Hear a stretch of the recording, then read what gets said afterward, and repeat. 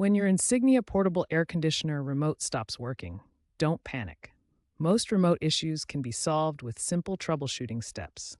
The most common culprit when your Insignia remote stops responding is dead or weak batteries. This simple fix solves the majority of remote control problems. Replace the batteries with fresh AAA batteries. Make sure the polarity is correct. The plus and minus symbols must align properly. Never mix old and new batteries, as this can cause poor performance. Ensure there's a clear line of sight between the remote and the air conditioner.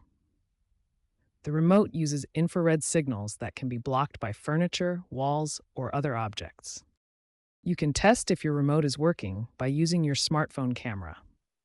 Point the remote at your phone's camera and press any button. If the remote is working, you'll see a red light on your phone's screen. These basic troubleshooting steps solve most Insignia remote control problems.